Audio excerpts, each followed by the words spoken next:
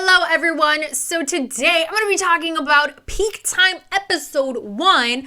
Friendly reminder, you guys should totally check out my Peak Time after show video, which is up on Patreon. We rewatch every single performance from that episode, and there's a lot more commentary, and I do rant about a couple of things there, I'm not gonna lie. On YouTube, you can't really rant a lot, you know, because you never know who's watching your videos. But up on Patreon, guess what? I share my 100% honest comments and thoughts about stuff. So with all that being said, let's talk about Peak Time episode 1. For the sake of copyright, I will not be posting any single form of video here of the show or performances.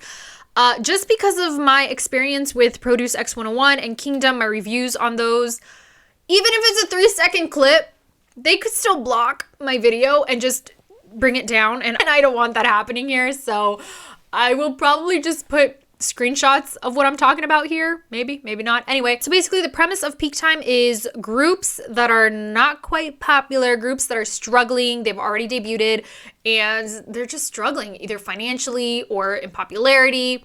And Peak Time is a show that it will give them a sort of boost. It's kind of giving them a second chance and sort of helping them out and helping put their name out there in the world. But if they win the show, there's a really sweet prize, which I will talk about that in a second. I have my notes here, so if I'm looking to the side, it's because my notes are there. So there are a couple of groups that I recognized immediately. They didn't have to say the name of the groups. I already know them. I actually have done a couple of videos on them on my channel. So the first two groups that I recognized, boom, without a doubt, DKB and Vanner. I love those groups so much. I've done videos on them on my channel. You guys can check them out. I will talk more about them later on in this video. So first thing that I loved about episode 1, when the groups come in to like the studio stage area, they were freaking out over the judges, and I loved that. I love seeing the guys just freak out over the judges. So we have a producer, Ryan Jhun. We have Kyuhyun, Super Junior's Maknae, Evil Maknae on top, however you want to call him, Savage Kyuhyun. It's Kyuhyun. I mean, he doesn't need any introduction. Anyway, there's a lot of moments in episode 1 and 2 that I was just laughing so much just because of Kyuhyun. The man is funny. Anyway, J Park, also Mino from Winner. He's also one of the judges. Actually, I heard that he's not a judge anymore because he's going to be going to the military. So Moonbyul from MAMAMOO. She's actually one of the judges now. So I'm really excited for that.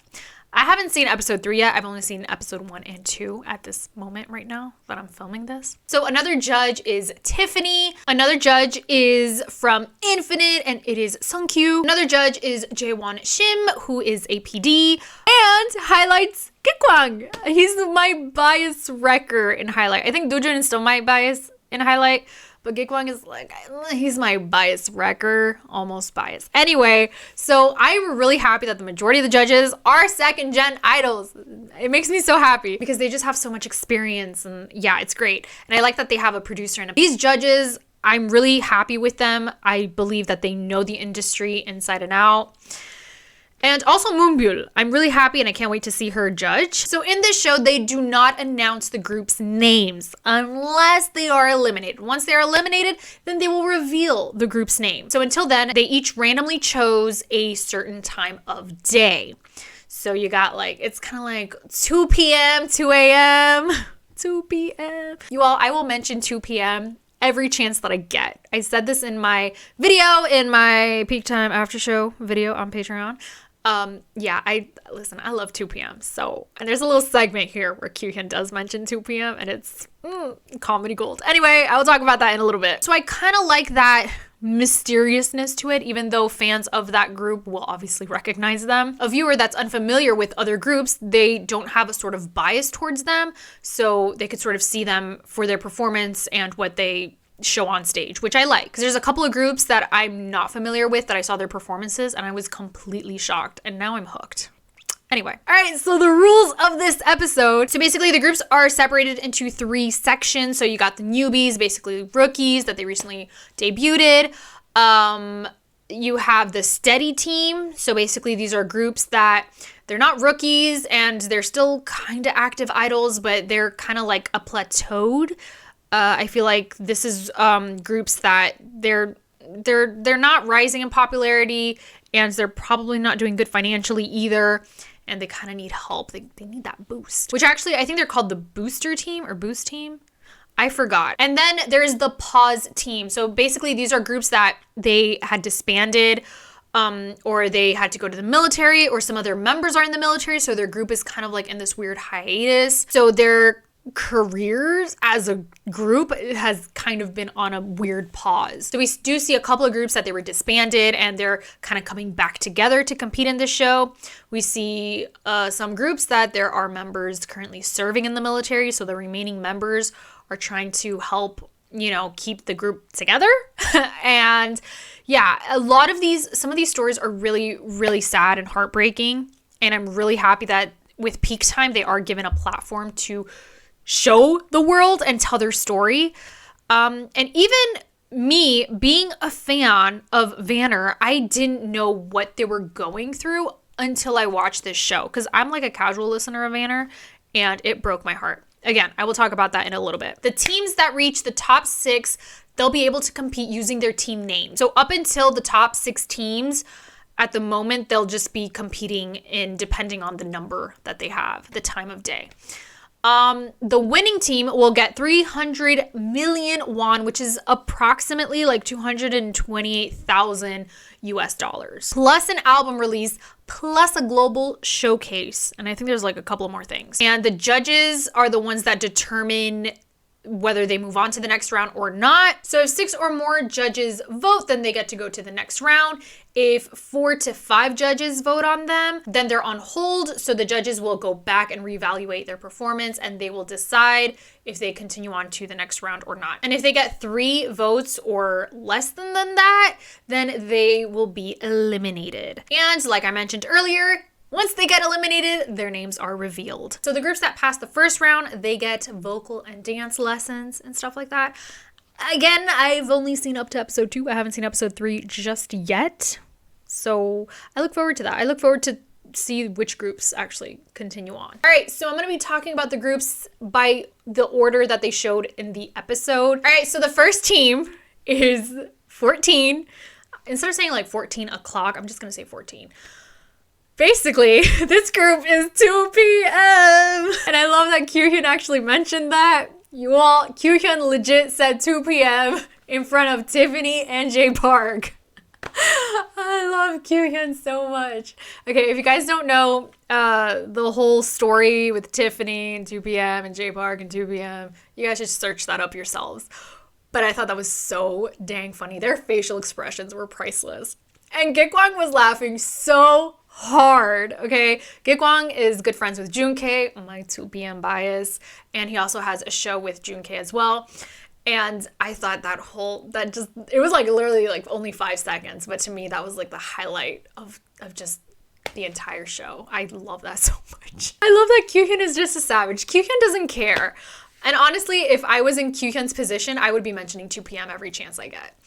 Okay, anyway, moving on. Okay, so I recognize this group.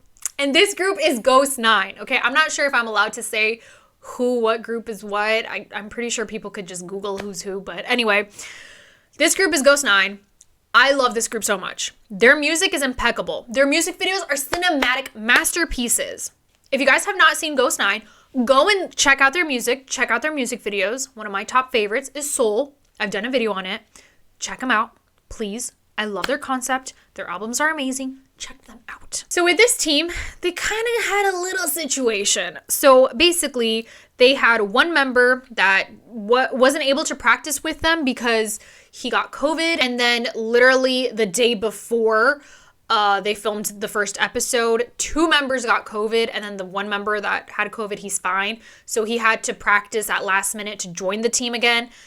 But then the team had to rearrange the performances and stuff because they lost 2 other members. So they had to rearrange this whole thing within like 24 hours or something. That is so crazy. So they performed Never Ever by GOT7. And I'm telling you, that song was stuck in my head after watching this performance. Never Ever by GOT7, and Go Go by BTS, which I'll talk about that performance later on. But I thought, given their situation, they did amazing. All right, all the members, their vocals, their rap, their choreography, changing positions and everything, I thought they did such a good job. But I have seen Ghost9 perform before. I've seen them perform in music shows. I know what they're capable of. And I know that if they didn't go through the situation where they had members getting sick and stuff, I know they could have delivered an impeccable performance. Because I know what Ghost9 can do. But with that being said, I still think they did an amazing job given the situation that they were in. I think it showed the strength that they have within their team, being able to pull together, change up the song, to rearrange it and stuff. Props to them. I think they did good. They got 5 votes, so currently they're on hold. Well, I don't know about now. I don't know if they make it to the next round or not because, again, I haven't seen episode 3 yet.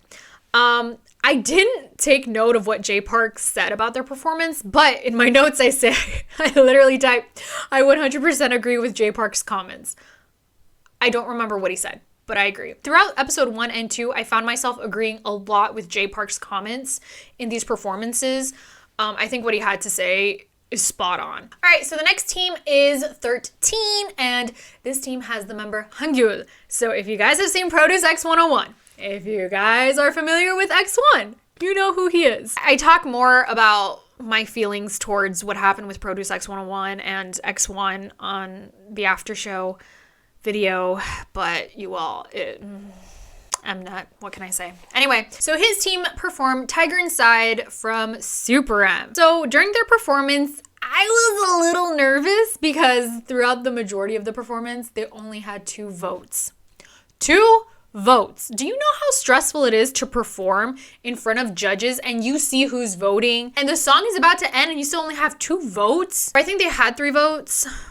But they had like 3 or 2 votes almost towards the end of their performance. But at last minute, they got a couple more votes, and in total, they got 7 votes, so they are moving on to the next round. So my thoughts on this performance, they were good, but I wish they could have shown a little bit more facial expressions. But seriously, facial expressions can do wonders to a performance, and I think some of the members could have showed a lot more. I mean, Moonbyul and Muzin, their facial expressions were spot on. I think they were such powerful performers. From my point of view, I thought they did a really great job. And you could definitely see the years of experience in Moonbyul. Like, there's no denying that man is comfortable on stage. So I don't know if the members were nervous on stage. That's why it didn't feel like they performed all out. But with all that being said, I still enjoyed it. All right, so the next team is 12 o'clock, and it's no secret. This team is Kingdom because they got eliminated, sadly. But this was one of the groups that I did recognize even before they mentioned their name. So they performed the song Shangri-La from VIX. So if you guys don't know Kingdom, this group, their main thing is their concept. They have an amazing concept. You guys should totally check it out. I have kept my eye on this group. I am familiar with some of their songs. I've seen their music videos. Again, I think their concept is so interesting. So when I saw that they were going to perform Shangri-La by VIX, I thought this was a perfect performance, perfect match for them. So they start out with the fabric and the fans and stuff, and I was like, yes. But their performance was cut short. And I was like, that's a little suspicious. But they did upload the full performance on YouTube. Again, I watched the whole performance in the after show. So this group, they only got 1 vote, and that vote was from Kyuhyun. So honestly, the first time I saw their performance, I thought they did good, but it's because Peak Time in the show, they only showed a little bit of their performance. So from that little bit that I saw, I thought it was great. But then after watching the full performance, now I fully understand and see why. The judge, Ryan Jhun, he said they rely too much on their concept, that their techniques and other things aren't able to improve. Honestly, that would have never crossed my mind. But after hearing him say that, it makes so much sense. And especially after rewatching their performance, I agree with him. I am someone that I love a group that has a solid concept. I'm a sucker for concepts, but I do agree with him. I think they definitely do rely so heavily in their concept. I think they could definitely improve and make their vocals even stronger. and their choreography as well. I like to look at groups like ONEUS and VIXX, that they're very intentional with their concepts, but yet their groups still have a core identity. Like if you take away VIXX's concepts and if you take away ONEUS's concepts, they're still ONEUS and VIXX. So I hope that that comment from Judge Ryan and they really improve on the areas that they need to improve on or that they could make better. Again, I still think Kingdom did great from my point of view, and I'm wishing them all the best. I know that they're gonna have a comeback very soon. I still recommend you guys check them out because I think their concepts are seriously really cool. Next up is the team 8 O'Clock, and I recognize this team, and it is DKB. No, they have not been eliminated to my knowledge. Again, I've only seen up to episode 2. Anyway, so they performed the real Young version from ATEEZ. So the real by ATEEZ requires so much energy. And you all, DKB, matched that energy. They got all 8 votes. They made it to the next round. The first time I saw this performance, I wanted to get up. I wanted to dance. It was so fun to watch. And in the end of the performance, Kyuhyun said he wanted to give them a standing ovation, but he couldn't get up because of his pride as the leading judge. Kyuhyun, sir. Like, he is so, I love him. He's so savage. He's so unapologetically himself. Anyway, and also Kyuhyun said this team is meaningful to him because they debuted on his birthday. This guy, I love Kyuhyun. He's just, there's a reason why he's the lead judge, and I'm so happy because I think his commentary, and also his commentary with J Park and Mino and everyone else is just so great. So they gave 110%, they gave 200% in this performance. It was definitely one of the funnest performances of the episode. I had so much fun watching them, and you could tell they had fun. Whether they were nervous or not, as a viewer, I could not tell because in my mind, they're just having fun, and I'm having fun watching them have fun on stage. I think they definitely had one of the best energies in terms of episode 1, and I think they chose the best song for them. So in competition shows, song choice can make or break a group. And I will talk about it a little bit more in some of the upcoming performances and whatnot. Some groups perform songs that are not suited for them. And it seriously can mess them up. And if they would have chosen a different song, they probably could have gotten a different outcome. But in terms of DKB, Team 8 O'Clock, this song was the best choice for them. I'm so proud of them. I hope their company treats them right. Yeah, so this was such a fun performance. If you guys haven't seen it, go and check it out. Check it out, okay? Next up is Team 21. I will admit I'm not familiar with them, but they definitely had another fun performance. They performed Go Go by BTS. After this performance, that song was stuck in my head for the last couple of days, just like Never Ever by GOT7. So this group, apparently they debuted in 2012, but all the original members left, and then the Korean members joined in 2018 and 2019, and then the Japanese members recently joined in 2022. I believe there's 2 Japanese members, and I put in my notes, Yuma is so cute, capital letters. Bless my heart. He really is cute. This performance to me was so fun. They were so cute, but they still had swagger. They still had style and charisma when they performed, and I thought they did such a great job. They kind of reminded me of NCT Dream in their earlier days, but from what I saw in the first episode, it was a great performance. However, they only got 5 votes, so they're currently on hold. Again, I don't know if they go on to the next round or not, but I definitely liked the facial expressions that they had in the performance and whatnot. So after their performance, Gikwang said, "I was a little disappointed that the first strong energy was gradually decreasing as the performance went on." So watching from what I saw in the episode, I didn't fully understand that because I don't think they showed the whole performance. But then rewatching it, again in the after show, I definitely understood what he was talking about. I don't think they lost energy per se. I think it has more to do with the choreography, but that's just me. I'm not an idol. I have never been in the idol industry, so I think Gikwang is right in that aspect. But from a viewer's point of view, I still think they did great. It was such a fun performance, and it broke my heart when the Japanese members, I think it was Yuma, that he was crying and he blamed himself because he's new and whatnot. And it's like, it is not your fault. Like, your performance was great. Don't cry. Don't blame it on yourself. He was struggling with trying to fully express himself.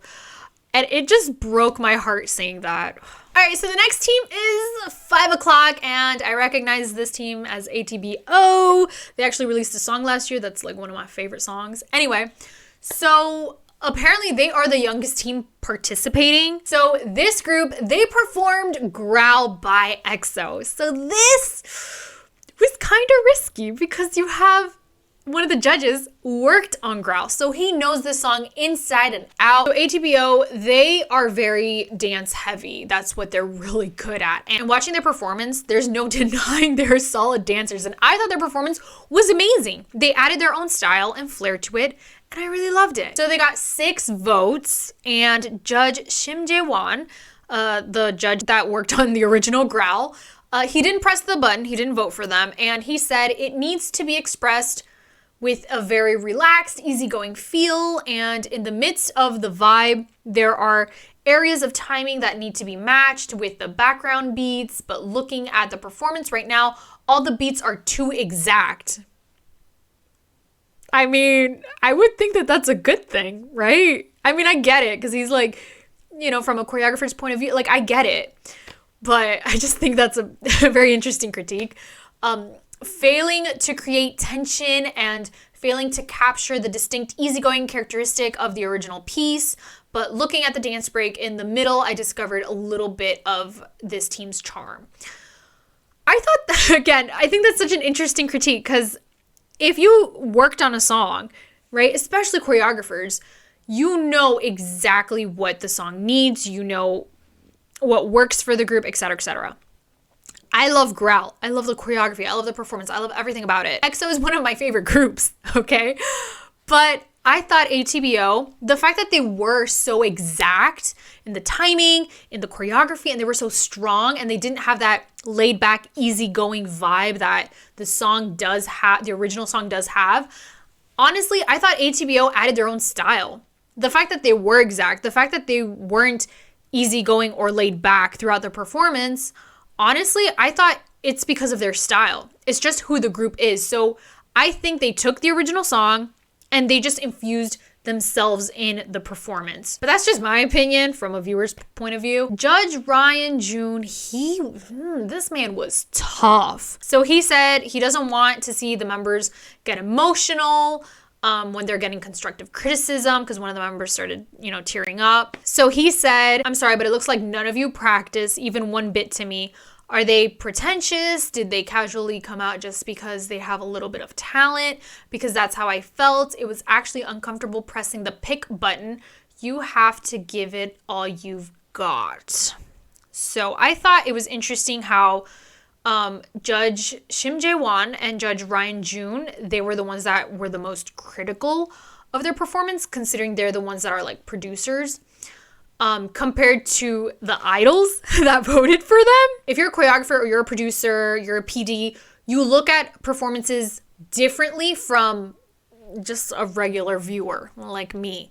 They notice things that we don't. So in a way, this constructive criticism is, I know that they're saying this to make them even better, because I think ATBO, they're just fantastic from what I saw, their performance. But I understand that they could get better. I have to say, choosing a song to perform when one of the judges either produced the song, choreographed the song, or performed the song is very risky, in my opinion. I think 7 out of 10 times when somebody performs a song in front of someone that it's their song, it's not going to work out in your favor, at least from what I've seen in the past. And I kind of understand, because later on in episode 2, there's a group that they performed one of my top favorite songs, and I couldn't help but see all the things that I didn't like about the performance, even though it was a great performance, but because I love that song so much and the choreography, but I couldn't help but see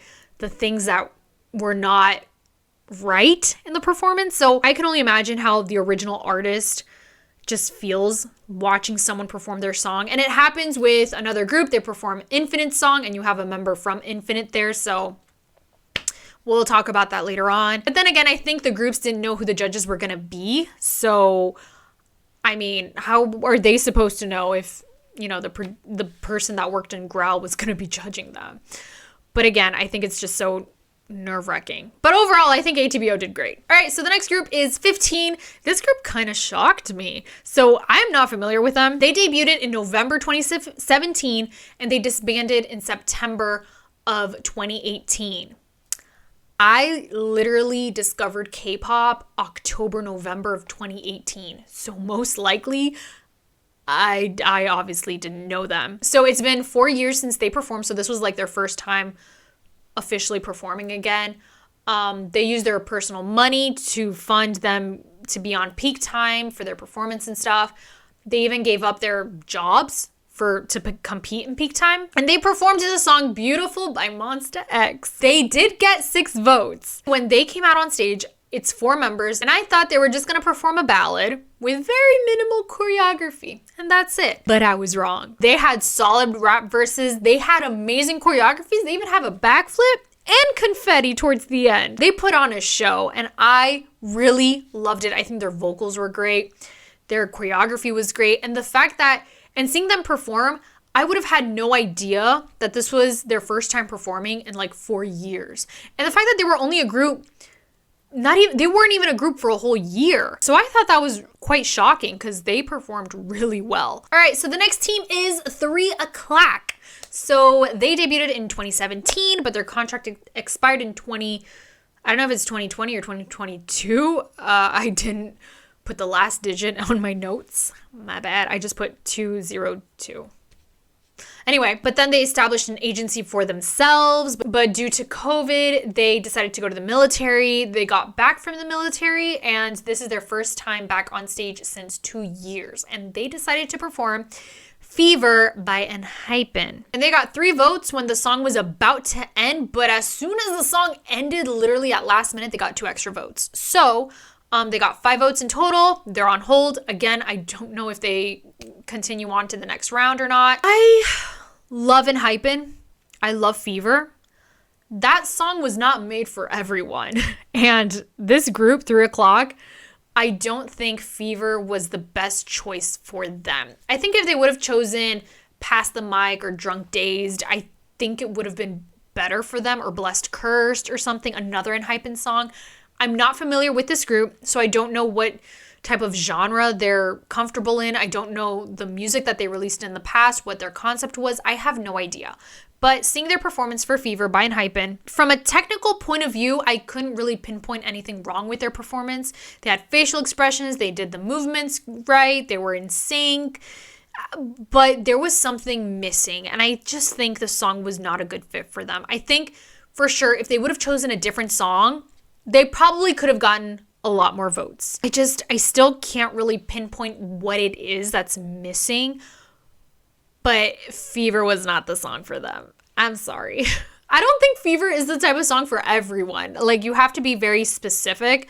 I think only a very specific group can do that song, or just any song from ENHYPEN, to be honest. All right, so the next team is 11 O'Clock, and it is Vanner, without a doubt. Okay, so first of all, you all, if you're not familiar with Vanner or their music or music videos, please check them out. I have a couple of their videos on my channel. Just check out Vanner, please, please. I think out of everyone's story, this one was the most heartbreaking story of the episode, at least. I've been a casual listener of Vanner. I listen to their music, I watch their music videos and things like that, but I had no idea what was going on behind the scenes. So basically, it's only them and their CEO, and all the members have their own jobs, apart from being an idol. The commitment that they have to this group, this team, hearing their story, again, from just a casual listener, I had no idea any of this was going on. I follow them on Instagram, I follow them on Twitter. I didn't know that they were going through, I had an idea that they were going through a hard time, but it was just so heartbreaking to see. But anyway, they got on stage and they performed Adore You by 17. This performance was so fun. They were amazing. They delivered. They went above and beyond. This was another one of my favorite performances of the night. Vanner and DKB, my top favorite performances of the episode. Not because I'm a fan of those groups, but they genuinely performed really well. Vanner was in sync. Their vocals impeccable. Just everything about their performance on stage was amazing. You see them performing, you just assume that they just have a huge team behind them, that they have the best choreographers and teachers and producers, but it's literally just them and their CEO. Again, seeing Vanner, seeing what they've been going through, what they are going through, and they still give an amazing performance with so much passion. It's so inspiring. They got all 8 votes. All the judges voted on them. Everything was so good. The vocals, rap, dance, amazing. And even the strict judge, Ryan Jhun, even he got emotional. Considering the fact that like a few performances back, he was so harsh on another team, but yet with Vanner, he was tearing up. He got emotional. It was definitely one of the most inspiring performances of the night, Vanner. You guys check out Vanner and DKB's performances if you can. I highly recommend it. Those were my top 2 favorite performances. The after show, I rewatch every single one of these performances. There's a lot more commentary, a couple of rants here and there. I share my honest thoughts about things, and make sure to check it out. So let me know if I should continue doing recap videos on Peak Time or not. Let me know in the comments below. Also, let me know your favorite performances on the comments below. Make sure to check out my Peak Time after show. And with all that being said, you guys can feel free to subscribe, like if you enjoyed this video. I hope you all have a wonderful day, and I will talk to you all next time. Bye.